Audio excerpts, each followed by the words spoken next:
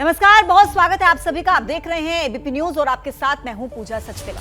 नमस्कार, मैं हूं स्नेहलता शुक्ला और चलिए बुलेटिन की शुरुआत बड़ी खबर के साथ। भोपाल से विपक्ष की बैठक पर पीएम मोदी ने निशाना साधा है।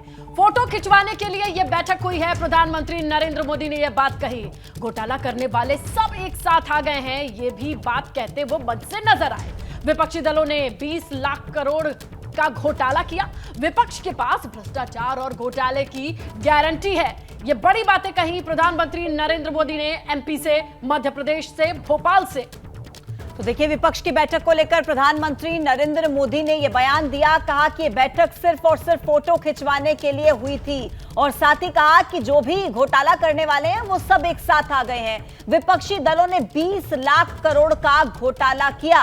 विपक्ष के पास भ्रष्टाचार और घोटाले की गारंटी है। केवल ये शब्द प्रधानमंत्री नरेंद्र मोदी के।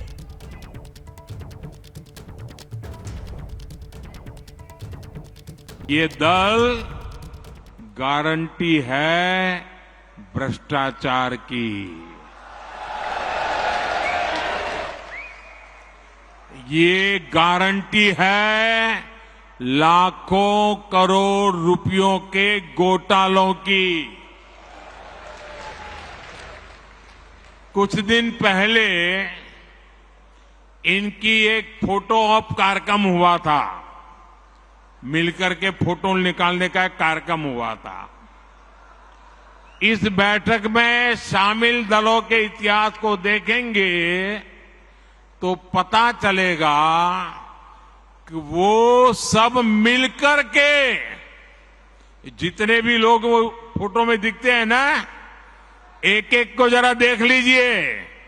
उन सबका मिलकर के टोटल लगाएंगे तो ये सारे मिलकर के कम से कम 20 लाख करोड़ के घोटाले की गारंटी है।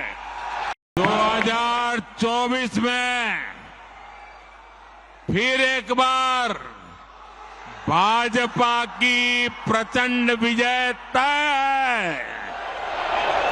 है। इसी वजह से ये सारे विपक्षी दल बौखलाए हुए हैं। इसलिए इन्होंने तय किया है कि चुनाव से कुछ महीने पहले किसी भी तरीके से जनता को गुमराह करके, कुछ लोगों को बरगलाकर, झूठे आरोप लगाकर सत्ता हासिल की जाए। तो प्रधानमंत्री नरेंद्र मोदी को आपने सुना और इस वक्त मेरे सहयोगी जैनेंद्र हमारे साथ जुड़ गए हैं और उनके साथ कांग्रेस नेता उदित राज मौजूद है। जैनेंद्र, जरा पूछिए उदित राज का क्या रिएक्शन प्रधानमंत्री नरेंद्र मोदी के इन शब्दों पर। बिल्कुल, कांग्रेस के वरिष्ठ नेता उदित राज जी मेरे साथ हैं। सर, एक तो प्रधानमंत्री ने पटना में जो बैठक हुई विपक्षी दलों की, ये कहा कि वो फोटो जो विपक्षी नेताओं की थी, अगर उसको जोड़ दें, पीएम का दावा है कि 20 लाख करोड़ का घोटाला नजर आ रहा है पीएम को उस तस्वीर में। इस पर आप क्या जवाब देंगे? और साथ में समान नागरिक संहिता की पैरवी भी की है प्रधानमंत्री ने, उस मुद्दे को भी छुआ है। साफ इशारा है कि आने वाले दिनों में समान नागरिक संहिता सरकार लाने जा रही है। तो कांग्रेस कैसे मुकाबला करेगी? पहले भ्रष्टाचार का जवाब और फिर समान नागरिक संहिता। हमारे प्रधानमंत्री का कोई नैतिक चरित्र है ही नहीं। अरे, अडानी से पूरा देश को लुटवा दिया और भ्रष्टाचार की बात कर रहे हैं। LIC लुटवा दिया, SBI लुटवा दिया और इनकम टैक्स ED का रेड करवा के JB के एयरपोर्ट को दिलवा दिया। पोर्ट दे रहे हैं, कोयला बाहर से अडानी के द्वारा आ रहा 10 गुना महंगा आपको NTPC को खरीदना पड़ रहा है और कोयले का उत्पादन की कमी पहले बार आया है। इतना बड़ा कोई भ्रष्टाचार करने वाला। और दूसरी बात है कि पसमानदा की बात करते हैं। क्यों नहीं 403 सीटें जो हाल में उत्तर प्रदेश में न लड़े, 10, 20, 25, 50 पसमानदा मुसलमानों को भी टिकट दे देते। लोकसभा में 10-5 टिकट पसमानदा मुसलमानों को दे देते। केवल मुसलमानों के अंदर दरार डालने का मुसलमानों को बड़ा सावधान रहना पड़ेगा कि एक केवल झगड़ा लड़ाता है। दूसरी बात है कॉमन सिविल कोड।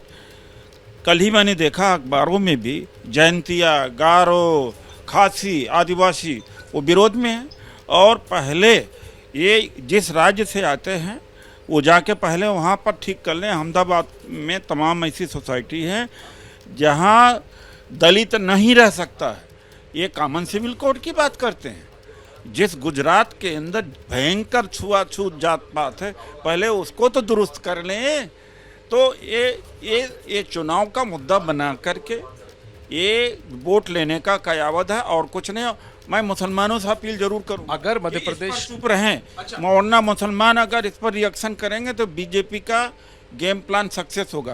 क्यों चुप होना चाहिए, क्यों चुप रहना चाहिए मुस्लिम? आप देख लीजिएगा, आदिवासियों, दलितों और हिंदू समाज से भयंकर विरोध होगा। अभी आने तो दीजिए। लेकिन आप अपील तो केवल मुस्लिमों से कर रहे हैं कि आप चुप रहिए, मुस्लिमों को क्यों नहीं बोलना? तो इसलिए हिंदू मुसलमान का करके वोट ले लेंगे, ये मैं कह रहा हूँ। तो हिंदू कह रहे, पीएम कह रहे हैं कि एक घर के अंदर दो कानून कैसे हो सकता है एक देश? अरे भाई एक पीएम ने कहा कि खुद सुप्रीम कोर्ट बार बार कह रहा है कि यूसीसी लाओ, लेकिन ये तुष्टिकरण वाले जो है वो उस पर देश के लोगों को बरकरार है।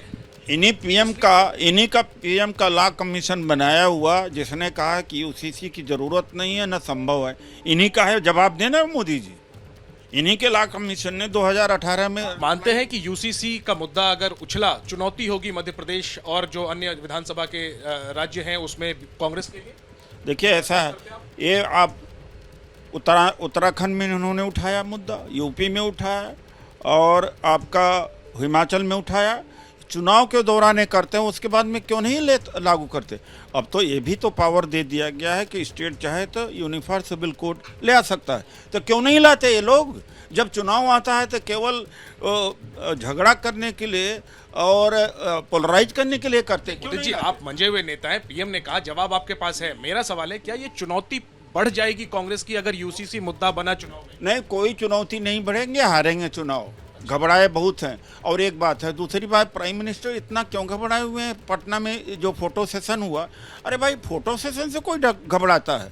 उधर से उड़ीसा से बयान आ रहा है, तो कहाँ कश्मीर से बयान आ रहा, राजस्थान से बजा। अरे इनका जायका खराब हो गया मोदी जी का। यूएस में थे इस यूनिटी को देख करके। तो अगर ये फोटो सेशन है तो घबराए क्यों हैं ये सब? बताएं क्यों घबराए हैं? फोटो सेशन है, चुप रहें फिर। लेकिन वो तो आपको मैंने पहले भी पूछा, वो कह रहे कि सारे नेताओं को जोड़ दे, वो भ्रष्टाचार से जोड़ रहे, कह रहे भ्रष्टाचार। आज तक अडानी के बारे में बोला?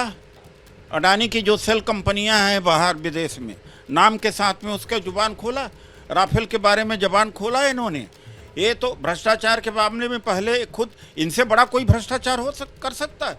पीएम केयर फंड में भ्रष्टाचार किया इन्होंने। तो प्रधानमंत्री ने जो आरोप लगाए, जो हमले किए, उन सब का जवाब दे रहे हैं कांग्रेस के नेता उदित राज। दिलचस्प यह है कि यूसीसी के मसले पर एक अहम बयान दिया है उदित राज ने, और उन्होंने अपील की है मुस्लिम समुदाय से कि वो इस मसले पर चुप रहें, क्योंकि आखिरकार उदित राज का यह दावा है कि कोशिश दरअसल पोलराइजेशन की है समान नागरिक संहिता के मुद्दे पर चुनावी राज्यों में। बिल्कुल ज्ञानेंद्र, लेकिन ये हमला सिर्फ यही नहीं थमा है। इसी मंच से प्रधानमंत्री ने एक और बड़ी बात कही है जो विपक्ष को चुभने वाली है।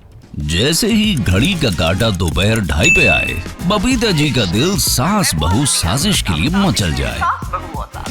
और ये है इनकी बहू, पूरे दिन ऑफिस की टेंशन हो जाए गॉन जब ये करें अपना फेवरेट शो फ्री टाइम पे ऑन।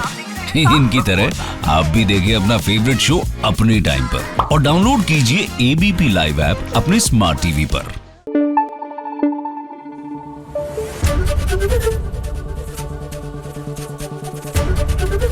एबीपी न्यूज आपको रखे आगे।